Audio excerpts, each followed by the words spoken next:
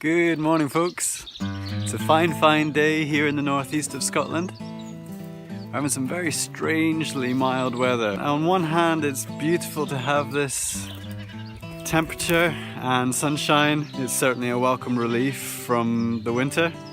But on the other hand, I can see it's tricking nature into thinking it's spring too early. It's also tricking our minds into thinking that too. And we're having to hold back the urge to start seeding. We'll get a bit more snow before spring is properly with us. But anyway, we're taking advantage of that and cracking on with some of the jobs. I can see trees starting to come into leaf, starting to come into bud. That's a bit unnerving because we've got so much work we need to do with trees at this time of year before the sap starts rising and before they're in leaf. All of our coppicing and pruning, any of the tree work should really be done before they start developing leaves and the sap starts rising again. So I need to crack on and do that. This early spring is kind of forcing my hand to do that. I think I'm going to get on with a bit of tree pruning. So I think I'll just get my secateurs and do a bit of a prune. I'm no expert when it comes to tree pruning. I've just been giving it a go for the last several years, looking through a few books to get some tips. But my understanding, what I'm trying to do just now is just take out any dead wood, any branches that are crossing over, removing one or two to stop them crossing, opening up the middle to get a kind of cup shape, and any branches that are, or buds that are starting to grow in towards that kind of middle opening that we're trying to get, I'm clearing those off too. So we'll see. Touch wood, I haven't killed a tree yet or stopped it from fruiting. Just trying to keep them at a manageable height as well.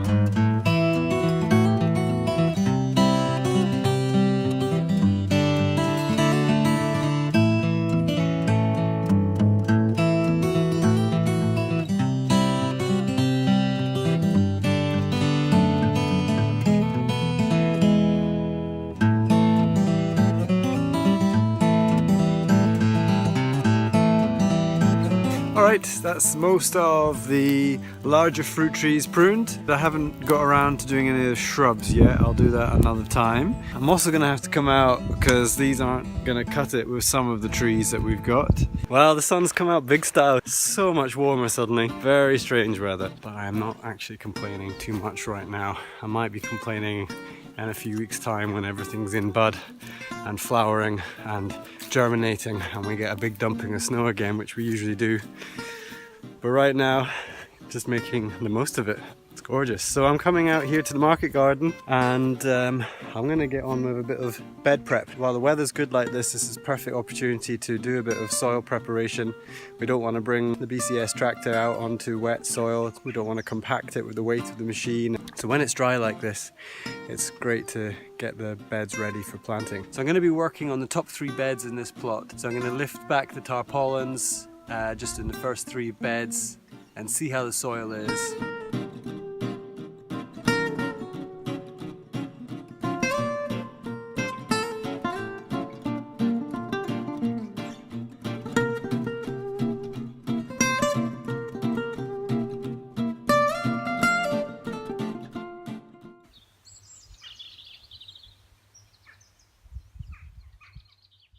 Alright, so I've pulled the tarps back and soil's looking pretty good. The last few months of being covered with these silage sheets has really helped keep back the weeds. There's a few docks pushing up. It's amazing just what they will put up with. But apart from that, the soil's looking great. Yeah, very loose. That's because we have worked these beds with machinery already. The only reason I would want to bring a cultivator in at the moment would have been to relieve any compaction and also to make it easier to plant the garlic bulbs. Garlic can take a long time to plant and if the soil is nice and loose we can literally just push those cloves into the soil at our desired spacing and this will be fine. I will probably do a bit of broad forking and a bit of raking. And then I think it's good to go. So that's great, no need to bring up the BCS, which means no need to work the soil or use petrol. But so a bit of human powered gardening work coming up right now.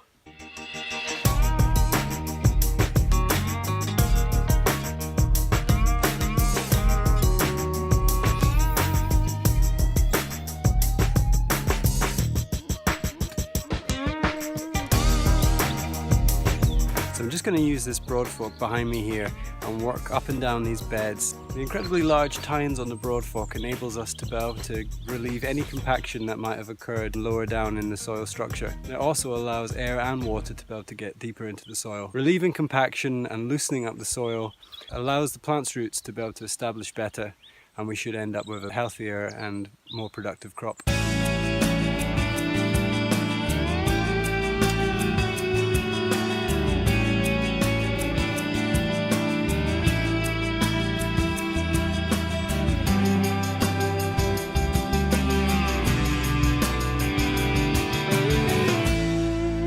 Alright, you can see that's a pretty good workout to do in the garden. Oh, it's going to take me a wee while to get back into shape after a bit of a winter off. We've got pretty loose soil already, so it makes BROADFORKing a lot easier. It's a great tool for those of you who've never seen one before. This is the BROADFORK. We got this in our first season of the market garden. It's just short of 75 centimeters, which is the width of our beds, so we only need to do one pass. As you saw there, I was standing on the bed and moving backwards, and doing that to relieve the compaction of my feet standing on the bed. And some of you might be saying, well, why aren't you standing in the pathways? And of course you can do that, or you can straddle the beds. It's really up to you. But I find doing it this way, the way I was doing it, of standing on the bed and walking backwards, is better on my back. I don't like to lean forward with my long tall back. But we find it's a really great companion with the bed preparation rake, which is what I'm going to do in a minute. Using the BROADFORK breaks up any crust that might have formed on the top of the soil, and when you then rake the bed, you can break the soil into a nice tilth, perfect for sowing into. We got this BROADFORK from here in the UK, from an online store called Blackberry Lane, and they've got a great supply of market gardening tools, some quite hard to find stuff. So go and check them out if you're thinking about buying tools like the BROADFORK, oscillating hose, or the bed preparation rake. You have to remember that this isn't for turning soil, it's not for digging, it's just for levering the soil, gently cracking it open to be able to relieve compaction and to allow air and moisture to get into the lower levels of the soil. If your soil is already very loose and sandy, you probably don't need to use this. Also, I wouldn't recommend this in incredibly heavy clay soils. I know a lot of people purchase BROADFORKs thinking they're going to help relieve the severe compaction that you can have and heaviness of clay soils. I think that's when most handles break. In my opinion, the BROADFORK is best suited for soils that are already semi-established. It really works best in already established garden beds as just part of your bed preparation routine. Alright, I better get on with the rest of these beds.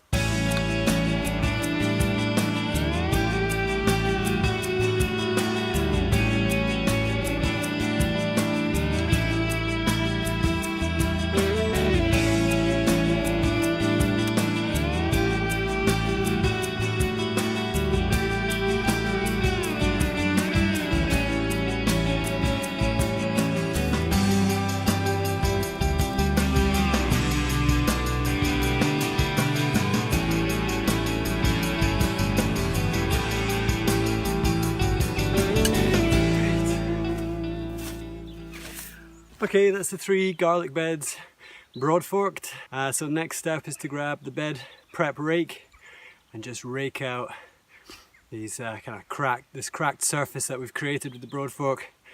Rake it out to get a nice level bed. We don't need to get it too fine a tilth because we're not seeding into this. We're going to be planting garlic cloves, but we want to get it level and get any rocks out. So that's the BROADFORK. Great accompaniment and addition to a no-dig system. Because we've used the plastic silage sheets, it means the weed pressure is very low, which again means we don't need to bring in a tiller to chop up any weeds. We've removed any crop residue, so again we don't need to incorporate that with the tiller. So we try and use as many steps to help prevent us having to use the tiller, which can sometimes be a bit abrasive on soil structure. So these things all go hand in hand. Using the black plastic BROADFORK rake, we can achieve similar results to a rotavator with human power.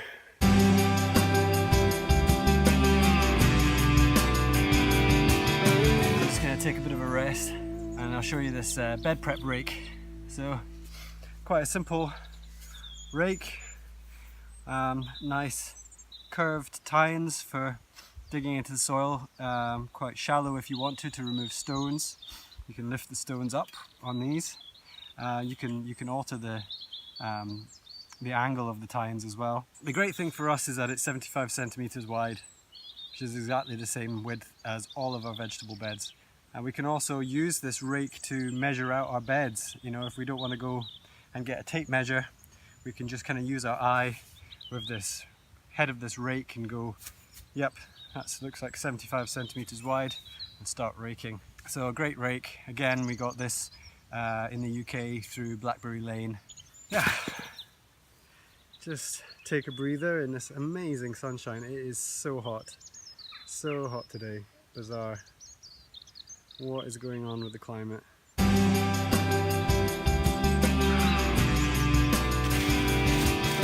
Right, so I'll just get raking now.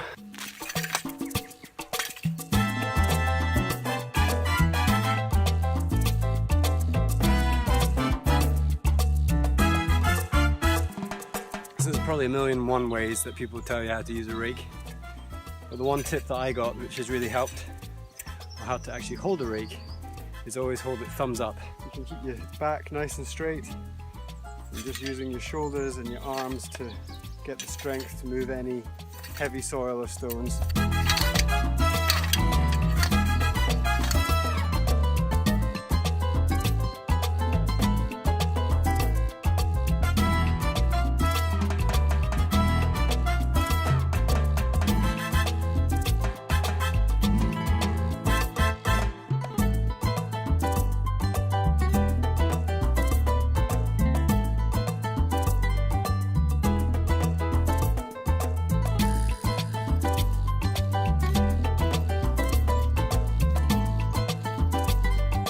That's the bed raking done.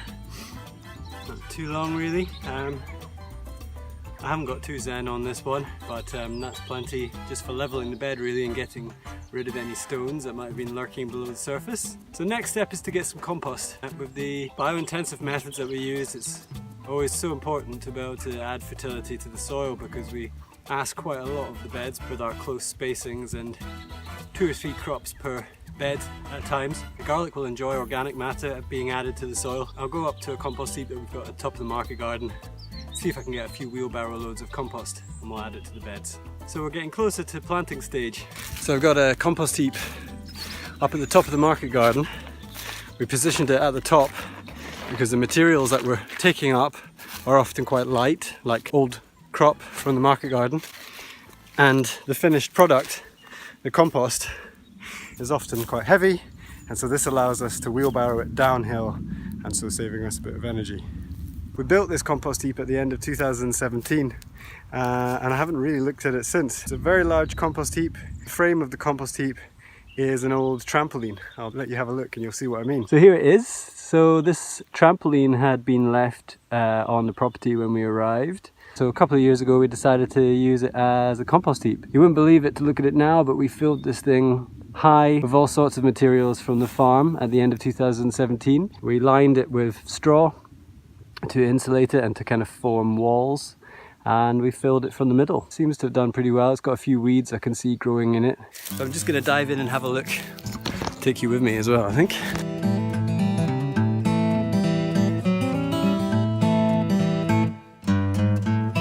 Looking good. That's some compost there. This was compost made from cow manure and the bedding from their buyer, duck bedding and straw, chicken manure, crop residue. We even buried a dead hen in here, and it's been a couple of years and that is looking good. And by the time we dig this out, there'll be quite a lot of compost. So obviously this has been cold composting, so not sure, there'll probably be quite a lot of weeds, seeds in here. But the great thing is that we're putting this down on beds that are mostly getting landscape fabric on top of them. So any weeds that do grow will be suppressed by the black plastic. So the next thing to do is to get a wheelbarrow. Probably need about 3 wheelbarrow loads of compost per bed, I would say.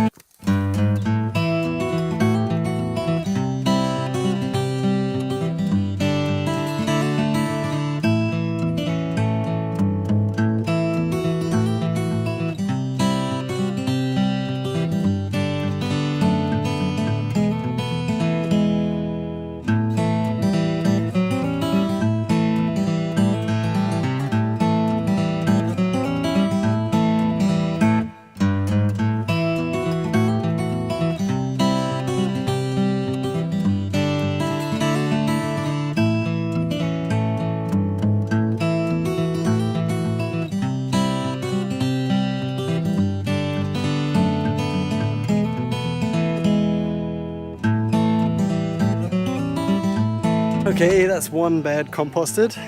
Pretty much anyway. I think maybe I'll add one more wheelbarrow load. Want to give this garlic a good start in life. 2-3 large wheelbarrow loads of compost per 15-meter bed. So yep, one down, 2 more to go, so I better get on with that. Alright folks, that's me.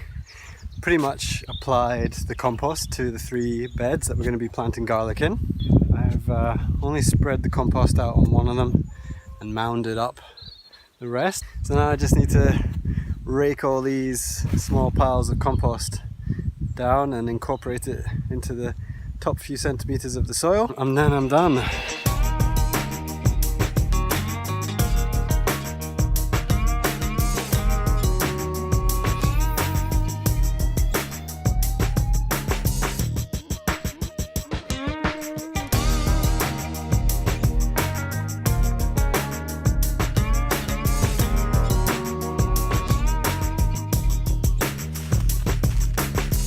Alright, that's me done.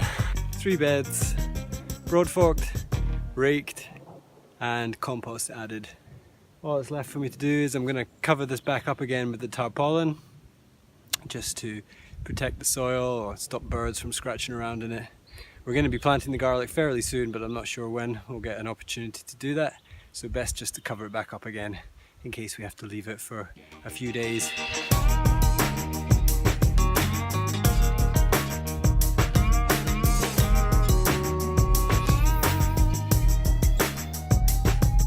Alright folks, that's me done. I'm definitely going to go and have a beer.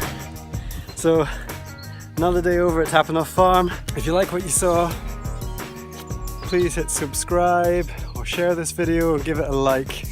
I'd really appreciate that. And we'll catch you next time.